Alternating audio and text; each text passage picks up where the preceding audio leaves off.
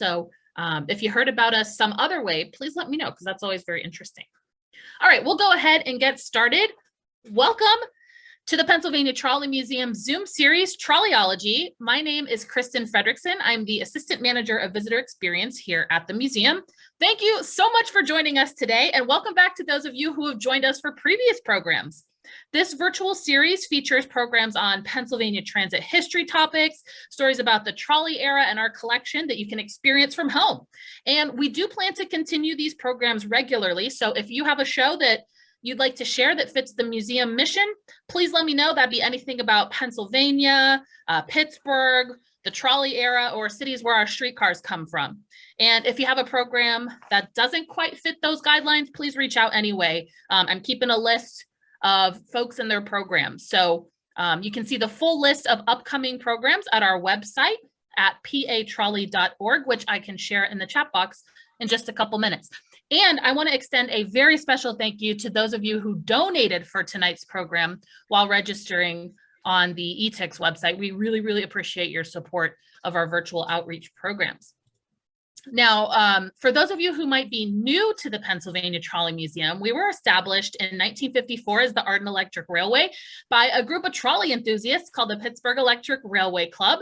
And the museum opened a few years later in 1963, is located along the route between of the trolley line between Pittsburgh and Washington.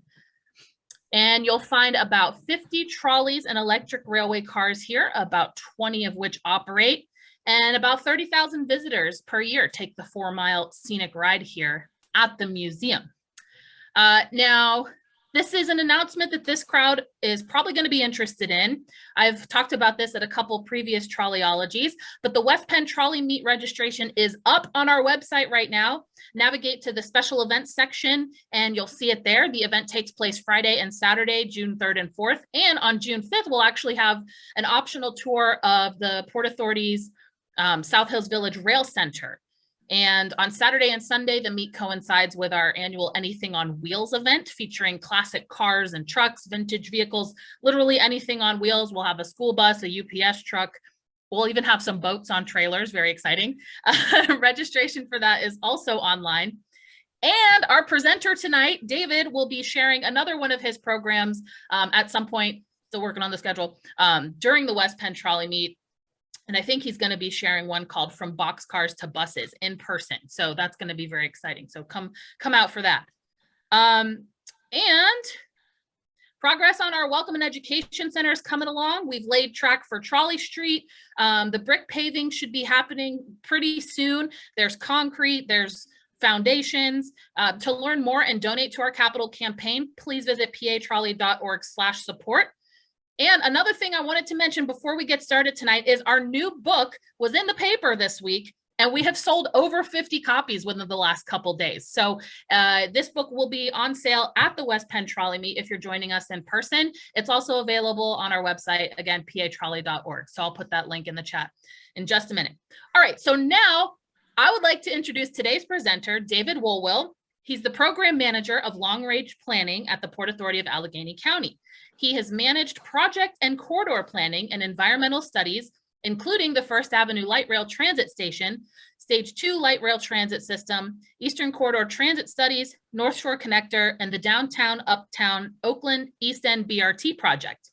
David has developed grant applications seeking state and federal funding for capital projects, including electric buses. Prior to working at Port Authority, David worked for the New York State Department of Transportation in Albany, performing planning and programming for the Buffalo, Hudson Valley, and New York City areas. David has a bachelor's degree in environmental studies and political science from the University of California, Santa Barbara, and a master's degree in urban regional planning from the University of Wisconsin-Madison.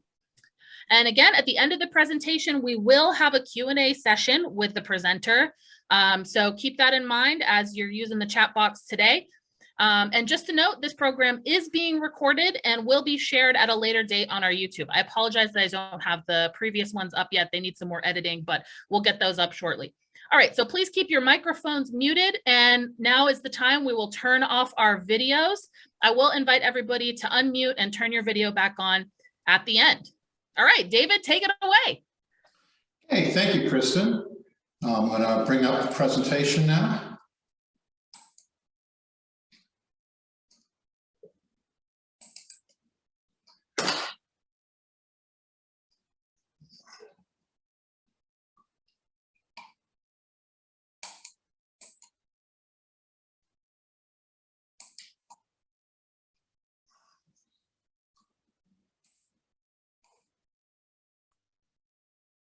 Are the Zoom controls covering up the Yeah, I think I got it. Oh yeah, you got it. You're in the slideshow tab now.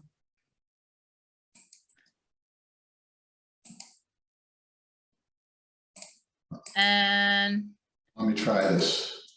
There you go. All right. First, I'd like to thank Kristen for inviting me to speak this evening, and I'd like to thank all of you for tuning into Zoom to hear the presentation.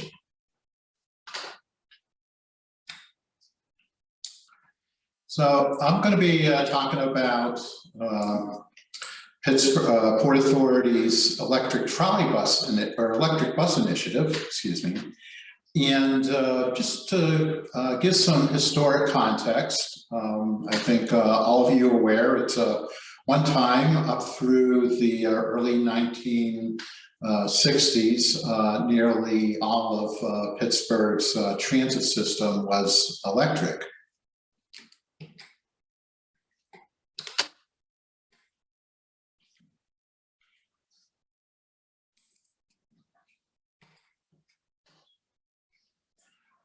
Oh, sorry about that.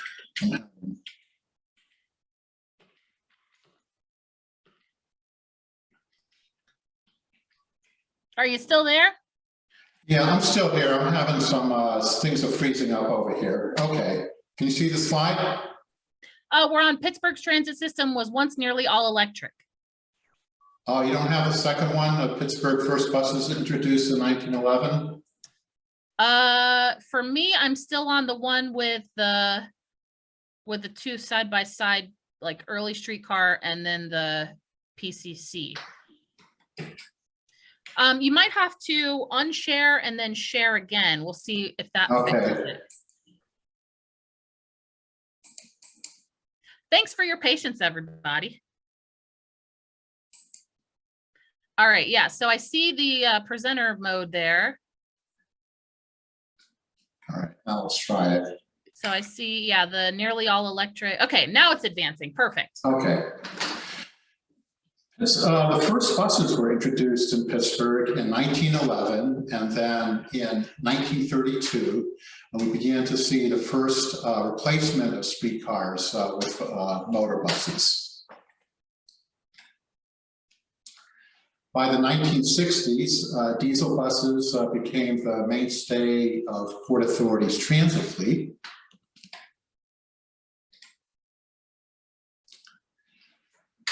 And with the widespread operation of diesel buses, concerns were raised about diesel exhaust. Now, diesel exhaust is comprised of nitrogen oxides, hydrocarbons, carbon monoxide, and particulate matter. And particulate matter is the component of exhaust which produces the visible diesel fumes that were once associated with transit buses. Exposure to diesel exhaust can lead to asthma and respiratory illnesses and can worsen existing heart and lung diseases. And up through 1990, there was no major regulation of exhaust from diesel engines of any kind. And then that year, the Clean Air Act amendments were passed, and there was a strong focus on transit buses, likely because they were operating in urban areas and where their operation encountered the greatest numbers of people. So there was a strong focus on reducing emissions from transit buses, and especially with the fine particulate matter, and that's known as PM 2.5. It's the fine particulate matter that is most likely to get into lungs and cause health issues. Engine manufacturers responded by producing much cleaner engines. They've been designed to reduce PM 2.5 emissions by over 90%. And I would just say in the 33 years I've been working at Port Authority, I've noticed a great improvement in the reduction of emissions, visible emissions from tailpipes of our transit buses, up through the 1980s and early 1990s. Often one would see a plume coming from the diesel buses. One just doesn't see that anymore. So that's a success there. And while all this has been going on, the transit industry has traditionally viewed buses as inherently less polluting than automobiles. It's a lot of focus on the PM 2.5 because that's what people see, but there are also other emissions which are not visible, like nitrogen oxides and carbon monoxides. And looking at some of these other pollutants, if you measure them by the passenger carrying capacity of a vehicle, a transit bus with a good load of say 20 or more people is going to be emitting less pollution per rider than one person driving alone in an automobile. As an interim measure, Port Authority acquired 32 hybrid electric diesel buses, which reduced emissions further because they could operate in an electric mode. However, even with the cleaner engines and the use of hybrid buses, the presence of PM 2.5 has remained a concern among many in the community, elected officials, environmental advocates, and there's a strong push here and nationally just to eliminate those emissions entirely. And then in more recent years, there's also been a strong push to reduce greenhouse gas emissions from transportation sources, as greenhouse gas emissions are a significant issue in addressing climate change. So here's just a couple of images I wanted to discuss. The one at the top is, that was an image I found in Port Authority files, and it was just a bus that was called the Ecology Bus. I have no idea if anything was done with that engine to make it cleaner. I suspect it was out there, it was decorated like that just to promote the notion that transit is a solution to air quality issues.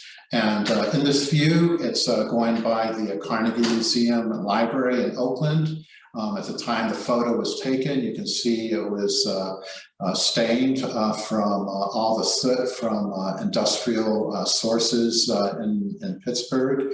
I guess it was a couple decades after that photo was taken that was removed, and we have a much cleaner building. And then the photo below is one of the 32 hybrid buses that were on our system. They were very good performers in terms of fuel efficiency. I've heard good things about them from our operators, but we are not purchasing any more of these types of buses.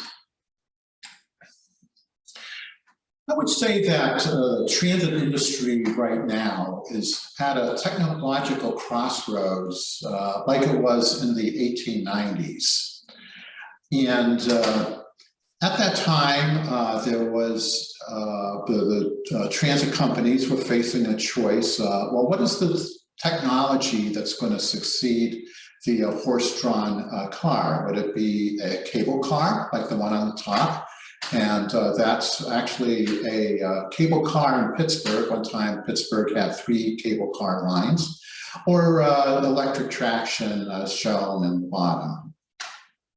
Well, in Pittsburgh, as in most other cities, it was electric traction that prevailed. In 1891, the American Street Railway Association convened its 10th annual conference in Pittsburgh, and the theme of the conference was "The Mule Must Go."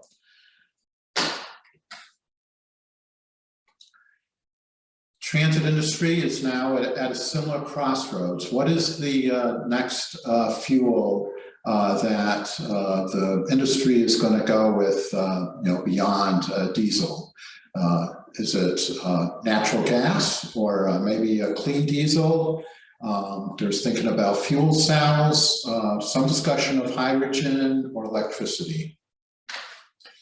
Here in Pennsylvania, natural gas is abundant, and a number of systems in the state are going with natural gas buses. Locally, Mid-Mon Valley Transit, for example, has natural gas buses. The Center Area Transit Authority in State College has a 100% CNG system. Port Authority sampled 5 natural gas buses in 1990, and my understanding is they were not thought of as the best for this area because they didn't perform very well on hills.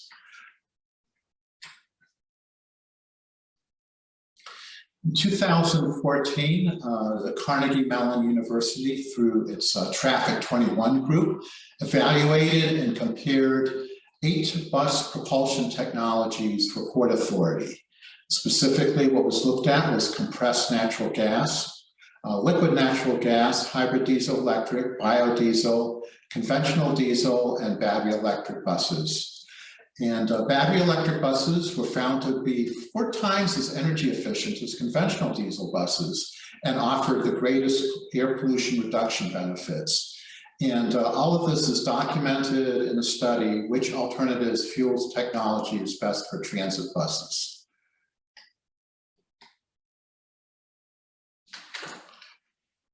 Something to keep in mind is electric buses are not new in Western Pennsylvania, and they were operated in 2 cities. Just very briefly in Pittsburgh, there was a demonstration with 1 electric trolley bus that came from the Twin Coach Company, and it demonstrated in a loop in downtown Pittsburgh. After it left Pittsburgh, I understand it went on to demonstrate in some other cities and then wound up in Youngstown, Ohio. Johnstown operated electric trolley buses for a bit longer, between 1951 and 1967.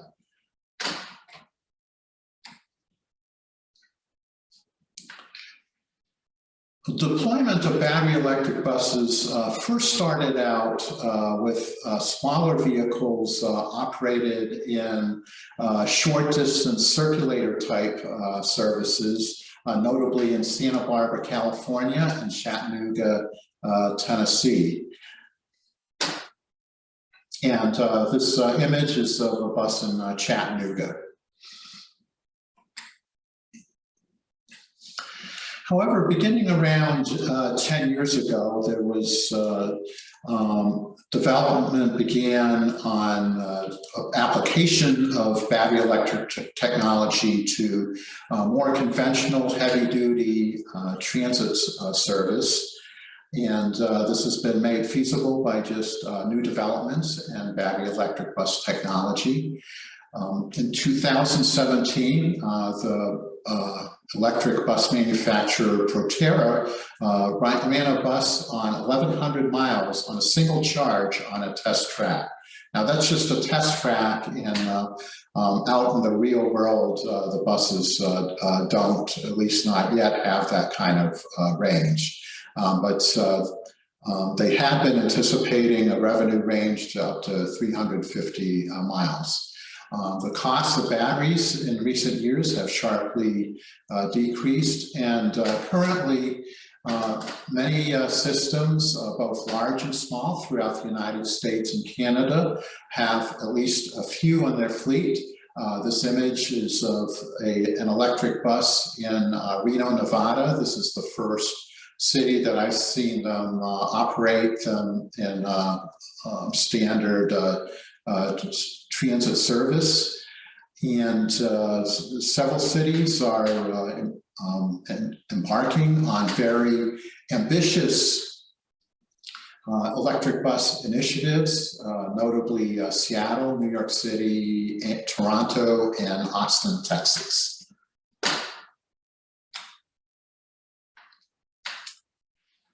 But there are some issues which are, we are all facing as we are looking to advance this technology in our systems. A major one is a significantly higher upfront cost of battery electric buses compared to diesels. And just for a standard 40-foot bus, it's right now estimated about $630,000 more than a standard diesel bus. I think the last time I checked into the cost of a standard bus, it's about also about 640,000. So just about twice as much as a regular bus. The funding available to offset those costs is limited. There's much greater demand for the funding than currently exists. There have been both state and federal programs to address those higher costs, and I'll get into those in a later slide as to the funding sources that we pursued for our electric buses. There is concern about the operating range of electric buses. I did state that there was an anticipated range of 350 miles between charges. That can vary tremendously by the outside temperature, if it's very hot, very cold, the loads on buses, and also the topography in which the buses operate. Electric charging stations are needed, and the start-off place systems are just beginning to deploy the technology is to put chargers in garages, but then looking on further down the line, also thinking about putting in chargers at the end of routes where buses lay over. And then also the amount of time needed to recharge batteries. And there are two types of electric chargers. There's a slow charger, which can a bus would require between 4 and 6 hours to fully recharge.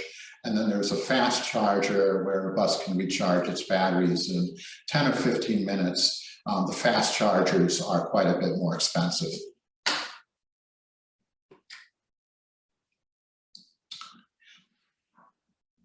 In 2016, 3 manufacturers of electric buses tested them in Pittsburgh. Proterra, New Flyer, and BYD demonstrated their buses. I went on one of the demonstrations of a bus where it went up and down in the hills and the southern hilltop areas of Pittsburgh, and that was kind of interesting just to watch the operator's control panel and see what the charge is on the battery when it went up and down the hills. And 2 years later, New Flyer demonstrated a 60-foot articulated bus in Pittsburgh.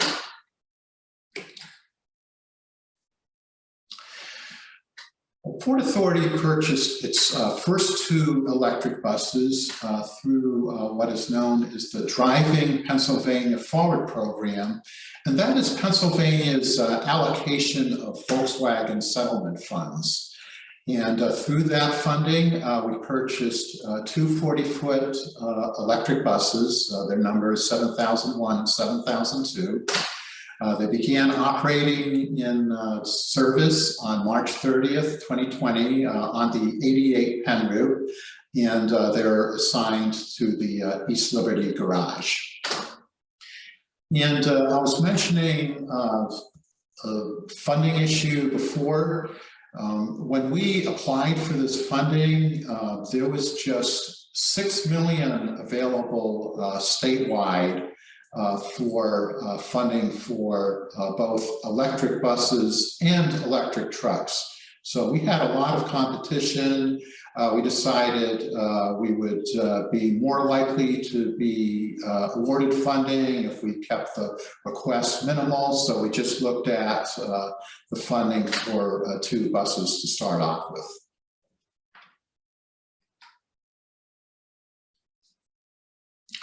Another 6 buses were delivered late last year.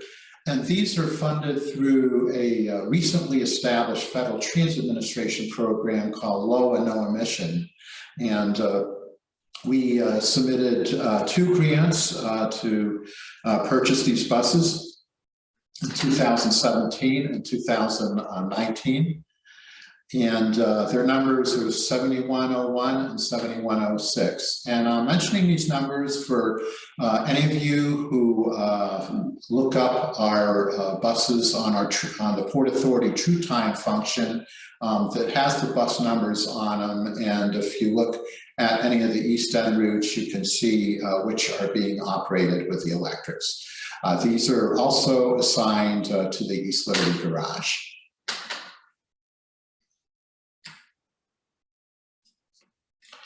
We have a partnership with Duquesne Light. Duquesne Light Company is leading a vehicle electrification strategy to accelerate adoption of electric vehicles in the Pittsburgh region. The Duquesne Light Company has also provided the first 2 electric chargers, as well as technical assistance for Port Authority for installation and associated infrastructure.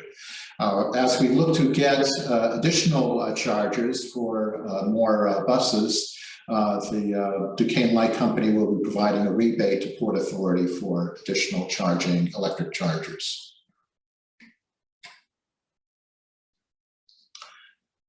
Currently, all 8 electric buses are being operated on the various routes based out of the East Liberty Garage.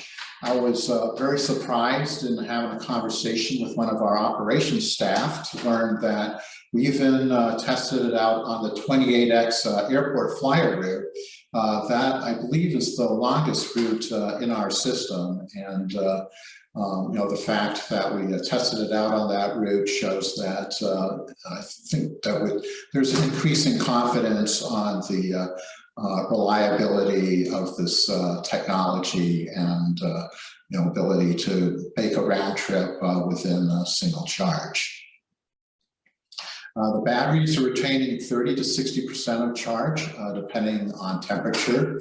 The routes are operating up to 150 miles between charges. And we received an additional grant in 2021 for additional infrastructure at the East Liberty Garage for improvements and electrical chargers. And currently, I'm working on another application to the 2022 Low and No Emission Program. The grant is due a week from today. We're seeking funding for 8 additional electric buses and 10 chargers. 8 of the buses would be installed at the East Liberty Garage, and 2 would be put into our main shop in Manchester, where we do heavy, major overhaul of our transit buses.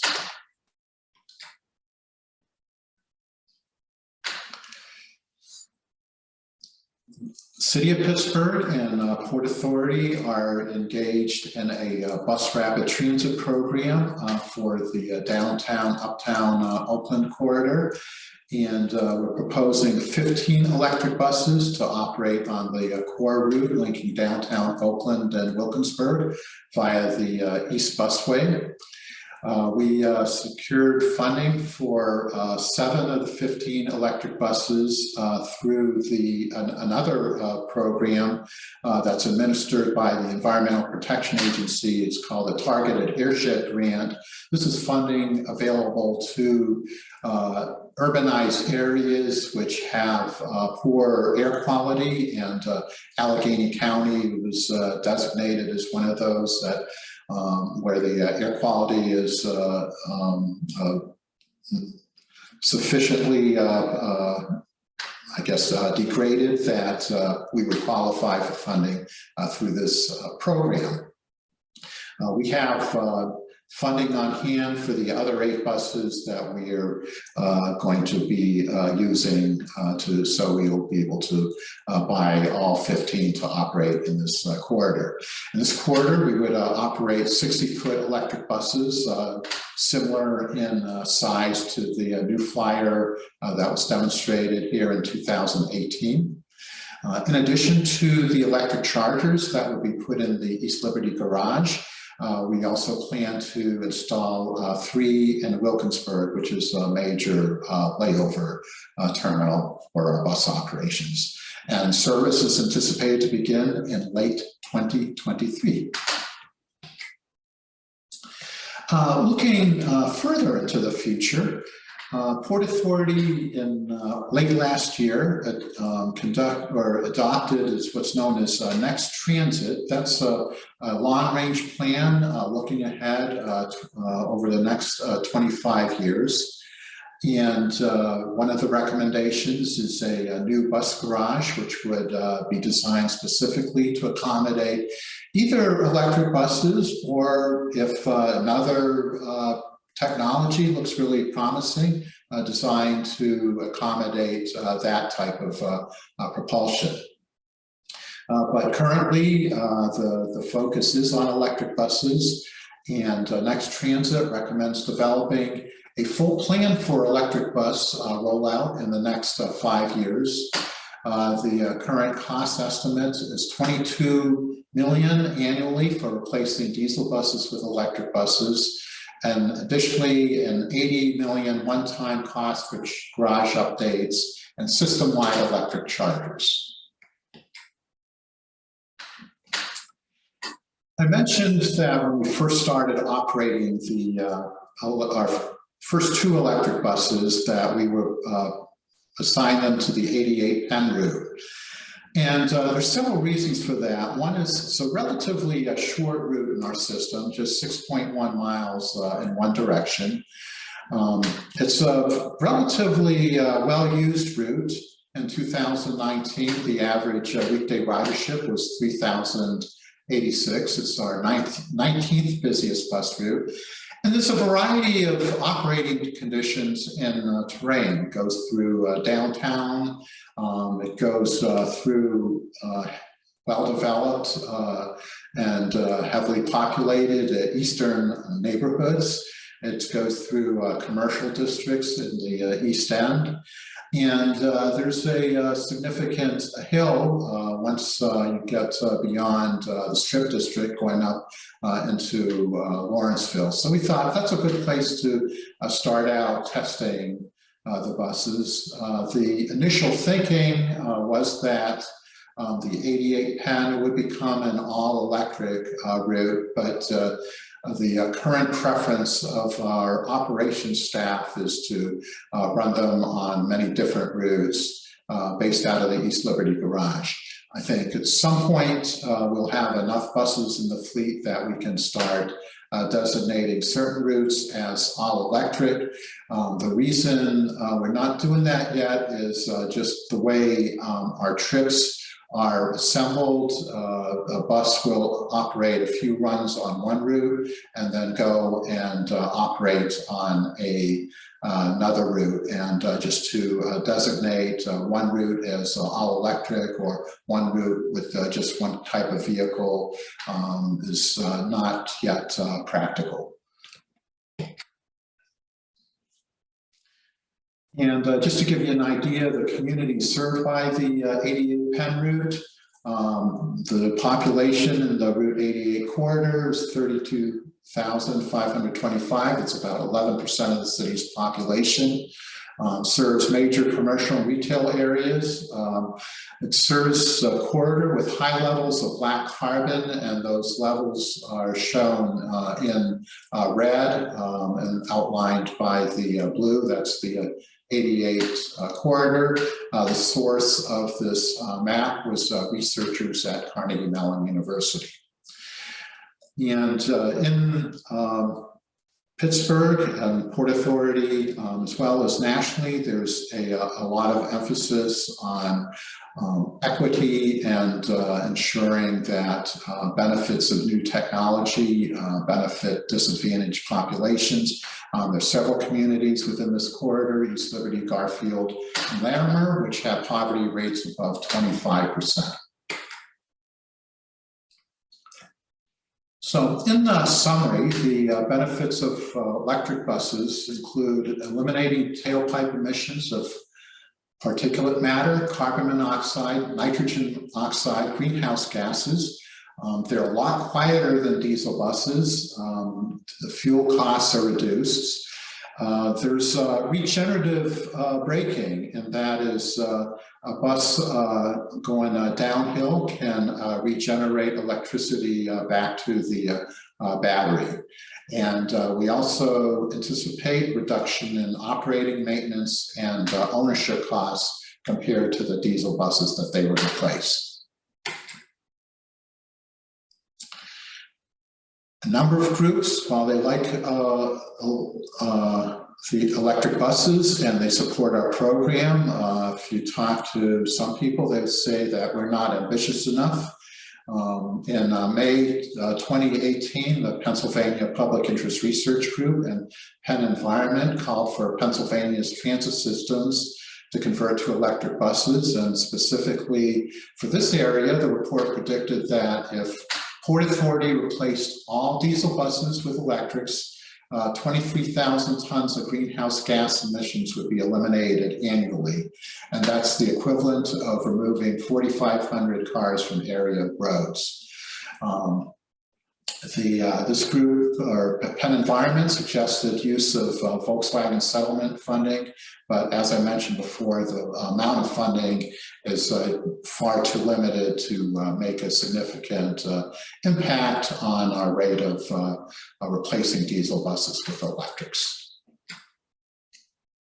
So that's it for my presentation. I thank you for attending, and I am ready for questions and answers. Sure. Thank you so much, David. A couple questions did come in the chat. So if you want to take a second and scroll while I share a couple things here before everybody starts heading out. I did want to let everybody know we do have a Trolleyology this time next week, May 31st, about the new book that I mentioned earlier called Pittsburgh Streetcar City. It's going to be presented by a team of volunteers who are gonna, kind of do a panel discussion about putting it together and, how you choose some photos over others. It's gonna be pretty interesting. And then again, West Penn Trolley Meet, anything on wheels. And then we'll take a little bit of a break until the end of June when we'll talk about Dayton's interurban history. So thank you guys. I'm gonna let everybody unmute themselves here. Feel free to turn your video screens on. We did have a question come in at the end here. The first one I'm seeing, let's see, on average, how many miles does a diesel bus go before needing refueling? That I don't know. Yeah, if anybody else knows that roughly in the chat, let us know. Okay, okay, allow participants to unmute. Okay, you guys should be able to unmute now. There was another question, will Port Authority test in-ground charging ability? That's been discussed, but right now I am not aware of any specific plans to advance with that. Okay. So, yeah. Trying to see. Do you have any idea? Oh, sorry, go ahead. Oh, I was just going to see it. There's a question about BYD. BYD is Build Your Dreams. The question is, it is a Chinese company. Yes, it is a Chinese company, and yes, one of their demonstrators did come to Pittsburgh. I cannot vouch for how it did as far as demonstrations with them. I know that systems elsewhere in the country have bought some, and just to maintain my professionalism, I'll just say that there have been different results with them. Got it. I see Edward has his hand up. Yeah, thank you, Christian. Got two questions. I got one basic question. In the railfan press, or the bus enthusiast press more properly, it's been reported that two of the lithium-ion battery buses used in Paris have just exploded while in use. And I can say I don't know that to be a fact. I can say for a fact we've had 78 lithium-ion battery-based fires, serious fires here in New York City, basically through the use of fast chargers or people improperly charging these batteries. So what protocols are in place to make sure people are charging these things right, and there won't be a rash of fires? Are those fires you mentioned, are those with transit buses, or are they all electric vehicles that are? It's been with all electric vehicles.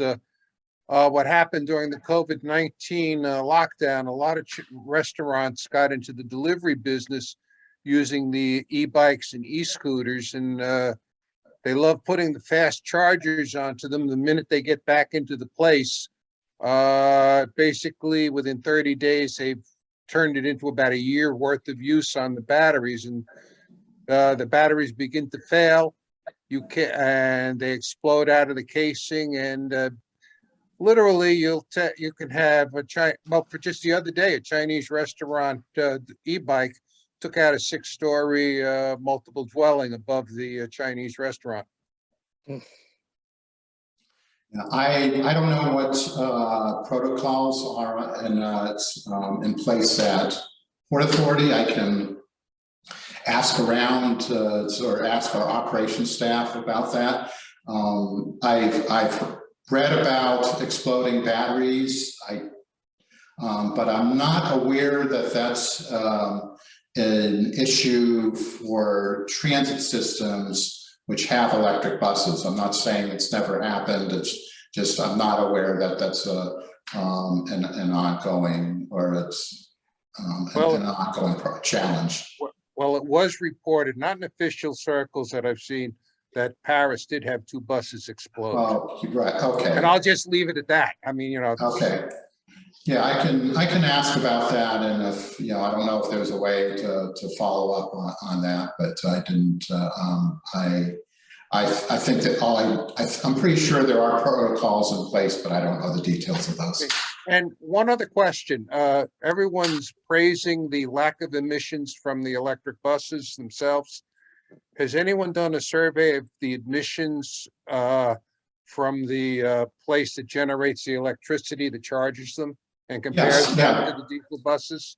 Yes, there have been a number of studies on that.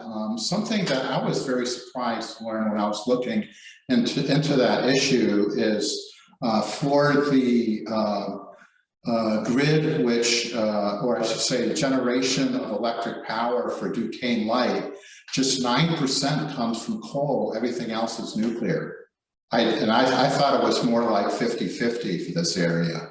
So in that regard, and I say this knowing that there are also issues with nuclear power generation, but from the perspective of emissions, that would really make this significantly cleaner than what's being replaced.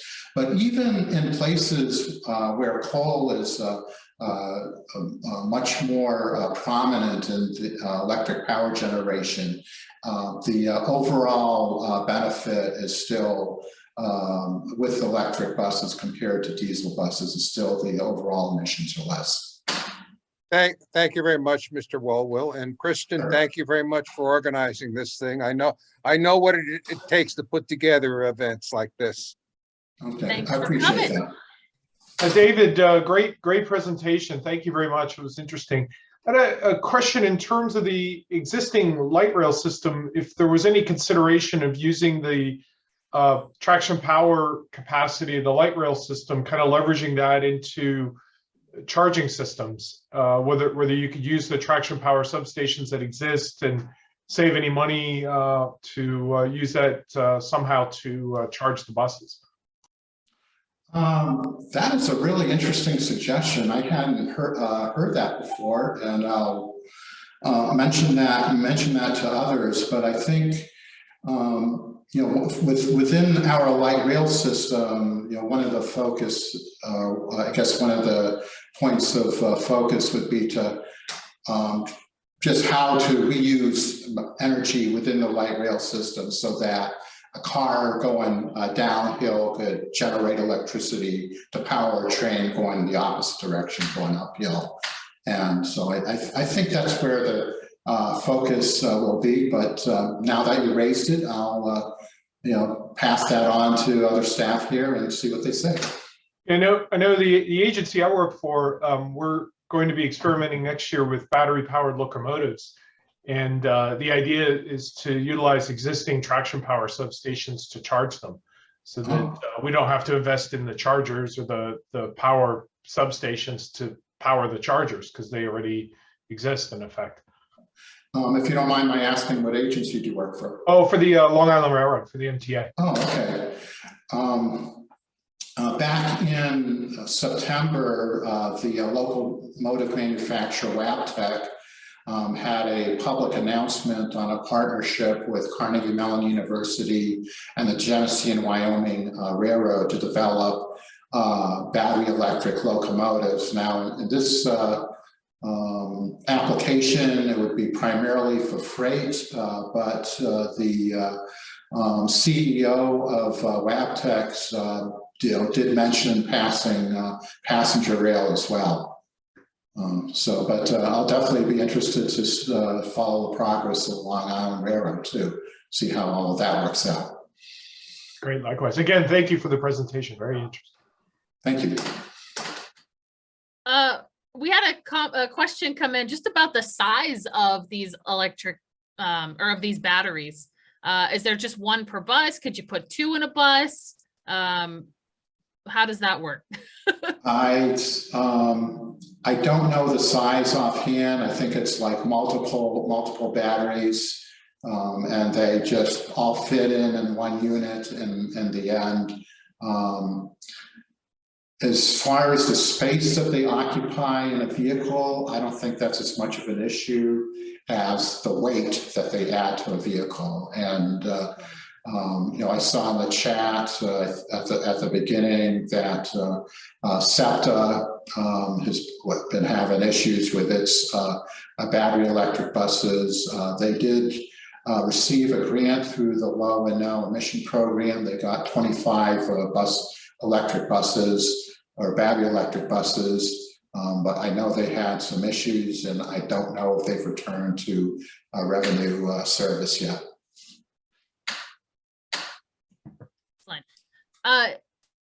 Great. Do we have other questions or comments for David? Any other questions? I thought it was wonderful to, oh, sorry, go ahead. Yeah, no, I was just going to ask about trolley buses. They are pretty common sights, maybe not so much around the country, but around the world. And I'm wondering if that, because I know there are issues with, like someone mentioned that SEPTA was having with the Proterra buses and cracking due to the weight of the battery. And trolley buses are pretty, a good way to resolve that issue in particular related to weight. So I'm wondering if Port Authority is looking into that at all for certain routes.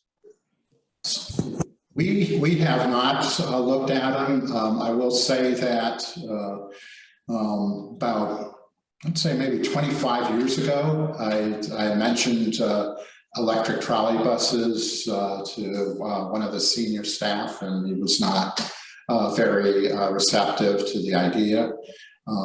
I think one of the big issues with electric trolley buses is it's introducing a lot of overhead infrastructure.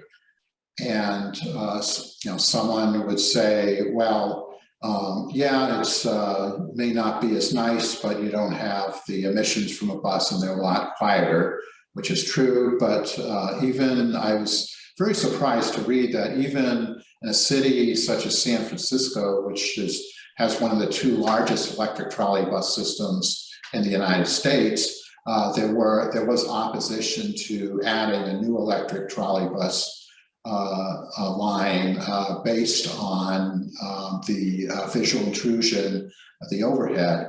But apart from that, it's also a major maintenance issue. Even though they both have large electric trolley bus systems, both San Francisco and transit systems in Seattle, I believe both King County Metro and Sound Transit are buying battery electric buses. And another issue is that the number of suppliers that make electric trolley buses is very limited. Even though electric trolley buses are relatively common in Europe, transit systems are also going with battery electric buses. So yes, if you had electric trolley bus, you don't have so much an issue with the range.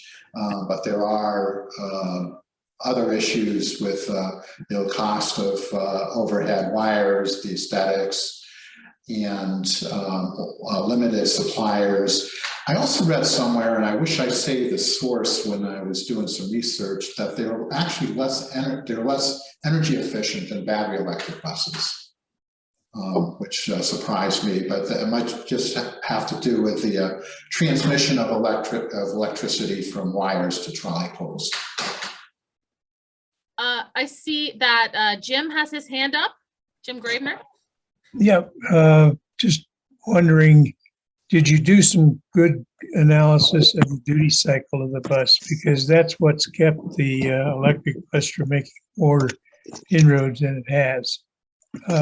Thinking specifically of British Columbia, where they found that the duty cycle was just too severe. And when you combine the hotel power for either air conditioning or heating, that usually is almost as high or higher than the propulsion power required. So I'm sure somebody looked at that.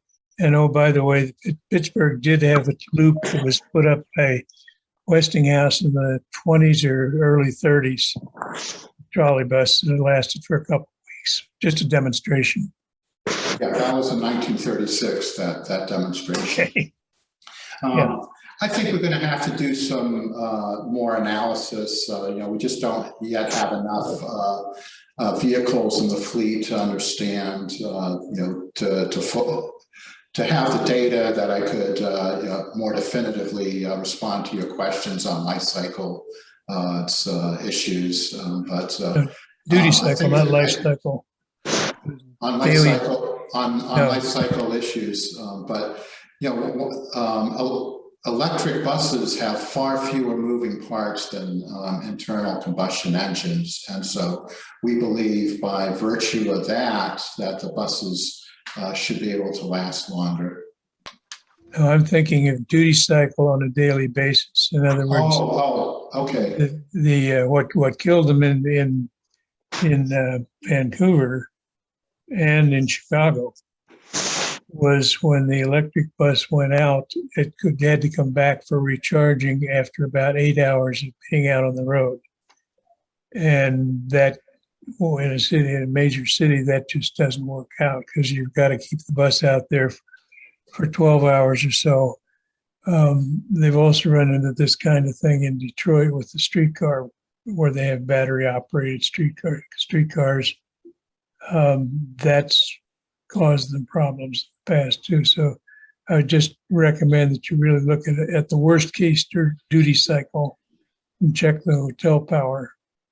Well, that's part of that's one of the reasons also, apart from the cost, that we're starting out more modestly. I mean, I mentioned that some systems are very aggressive as far as proposing much faster and larger scale replacement of diesel buses with electrics. We're starting out more modestly, and if it turns out that issues that you mentioned are not ones that we can overcome, then we'll go a different path.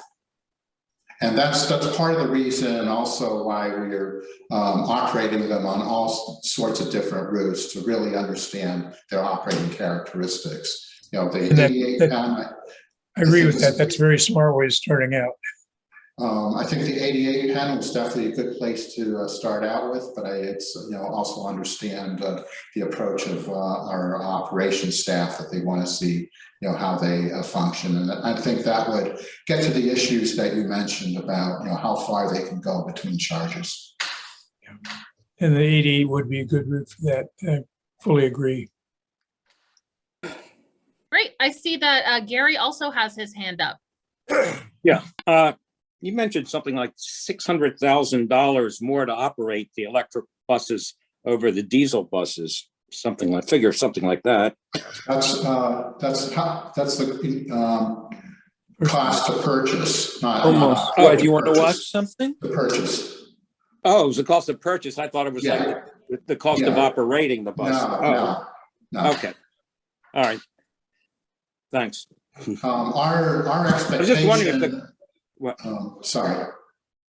No, does it cost more to operate the electric bus over diesel buses? Our expectation is that over the long term, that electric buses should be less to operate and maintain, because the fuel costs, if you could compare electricity and diesel fuel, we anticipate the fuel costs to be less. And then also the maintenance cost should be a little less, because of far fewer moving parts in an electric engine compared to an internal combustion engine. Oh, okay, thanks. And I think, Gary, I saw your membership application come through Yes. today. So thank you for joining. Yes, I joined. I want to come out there. Well, I don't want to take the time now to talk about that, but I'm glad you saw that. Yeah. Oh my. Yeah. Wonderful. Thank you.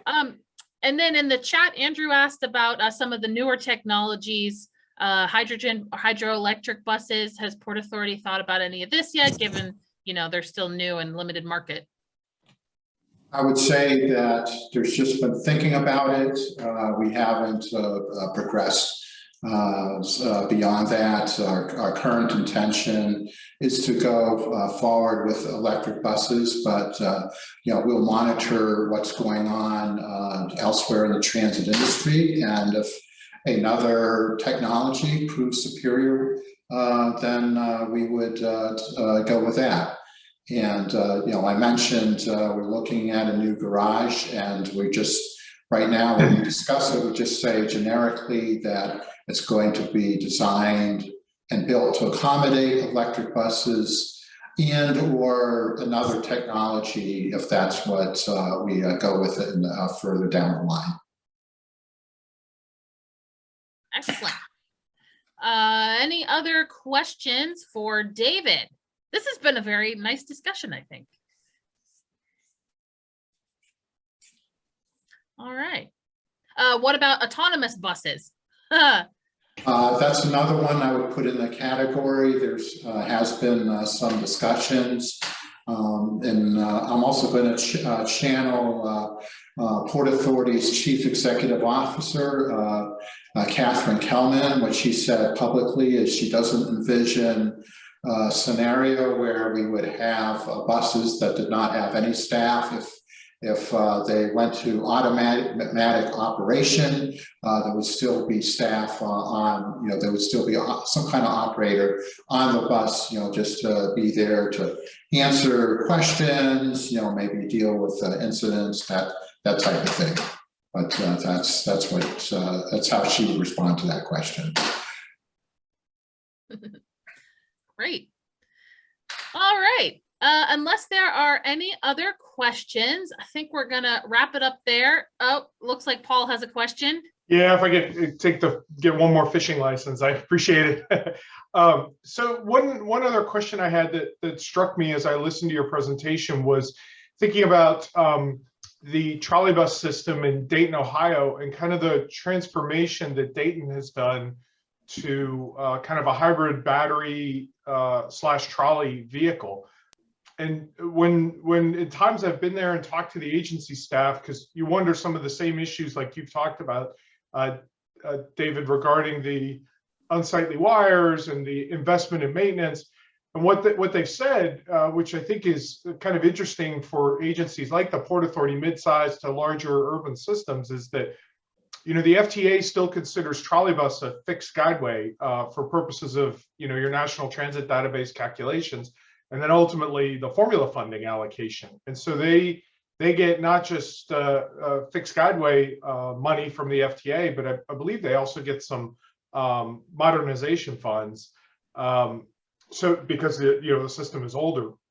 So might there be a hybrid approach for an agency like Pittsburgh, you know, kind of a mid-sized to larger city, where certain sections you have the trolley overhead that allow you to charge and, you know, count them as fixed guideway miles, and then other areas where there's opposition to the aesthetics, or where you might have complicated special work, you just eliminate those and run on battery. And then, you know, the route would make a lot more quote unquote money, because, you know, you're generating FTA fixed guideway. Yeah, that's definitely an interesting point. But you know, when I hear that, I guess it just makes me wonder why, for example, the Massachusetts Bay Transportation Authority stopped running their electric trolleybuses entirely. You know, given that you know, that they could access the that stream of Federal Transit Administration funding. Well, I've worked for several large agencies. This is not a reflection on my current employer, but I would say rational financial decision making is not always kind of a you know, strong suit sometimes of transit agency accounting. But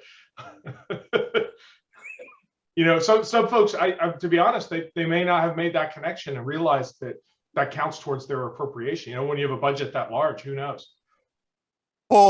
Paul Ray Lullaby, is Dayton still running the trolley buses? I thought they did away with them. Yes, it is. Yeah, they just replaced the fleet actually with a hybrid battery trolley fleet. But it's still running on the overhead then, right? Yes, in many locations, but what that's allowed them to do is replace certain routes that were, you know, diesel, that ran half the route under the wire. Now they can run a trolley on that route and then retract the poles automatically and operate on battery for the remainder of the route, vice versa. Yeah. Okay. They can also extend the routes quite cheaply. Yeah. Yep. And I think that, you know, some of that complicated special work that you see downtown or at their transit center, my guess is over the next few years, that's all going to be taken down because it's expensive to maintain and the new fleet doesn't need it. I see Bob with his hand raised. Yes, a very interesting program. I have two comments I want to make. One about the comment about the fixed guideway money. I think number one, it is something that's ignored a lot. It may not be a lot of money, but in the case of the MBTA, it was a unique situation where their one trolley bus car house was on land that was so valuable they got a lot of money to basically sell it and discontinue the system. The routes that were running were not that they weren't that high volume of routes, and Pittsburgh has some very heavy bus routes. So that's my one comment. I do think it is. I agree with Paul that sometimes agencies don't look at all the financial implications. The second thing, there was a question, and Mike Glicken, I hope you're paying attention. There was a question earlier about how many miles. There's a question about how far electric buses can run, but the question is how far can a typical diesel city bus run? Of course, I responded to that earlier, and basically it's in terms of hours, because miles vary greatly between systems, but 200 miles is a pretty good answer to that. It's about 20 hours of service, and that is a very difficult piece with electric buses, because operators that have buses out for, let's say, more than 15 or 16 hours might have to take other actions to get them in or changed or charged.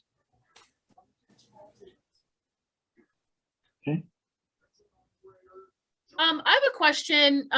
So only one garage has the chargers now, right, David? Right. That's So- correct. Yeah. And you mentioned that like the way the routes are structured, like, you know, you do a route and then you go to a different route. Like the operator is like doing like 3 routes in one, or 3 trips, I guess, on different routes. Is that, so is, I don't know. So how does that work with does that make the planning with the electric buses like really difficult? I mean, I don't know. That's a terrible question, but I'm just like working through it. It makes it difficult to designate one route as being all electric all the time. Right. But as far as you know, how we operate the service, if there's a real long route combined with a real short route, that may not be a good assignment for an electric bus. But you know, we have a number of routes that you know, I think we can operate within the range of battery charge, all in one unit. So there's probably a little bit of I'll just say it requires some extra thought as to, you know, where we assign the routes, or I'm sorry, the buses. But it's from what I can tell, it's not an insurmountable issue. Yeah. Kristen, it's a scheduling issue. And a lot of the union contract, you can't disregard what's in the union contract. You know, how long can an operator work before he needs a lunch break or before he needs a relief? You know, how long can he be out there without paying him time and a half? Overtime kicks in, I think, after 8 hours. So, you know, you have to take into account that union contract. It's not just, okay, we'll put a whole route on 88, anyway, because that's why you have these different scheduling pieces. So the operator gets to work an 8-hour day, but not too much over. You don't want him to work too much under, and you have to give him all the reliefs, all the other issues come in under the contract. So. Gotcha. Yeah, thank you, George, for adding that. Yeah, I hope you're doing okay, Dave. It was a great program. Thank you. All right. Any other questions for David? Just one last comment. Thank you, David, again for taking our questions and suffering through this group of highly opinionated transit. I figured I was going to get some of these questions. No, thank you. I sincerely learned a lot, so thank you. Oh, great. All right. Well, thank you again to everybody for joining us today, and especially thank you to David for this program. And thank you to those of you who donated. And if you would like to reach out, you can find my email in the registration confirmation that you received tonight. And if you have any questions that pop up afterwards, I can forward those along. And I hope I will see all of you again next week at the Pittsburgh Streetcar City presentation. Thank you again, everyone. Have a great night. Thank you, Christian. Thank you. Good night, everybody. Thank you. Great. That was show. great. Night. Thank you.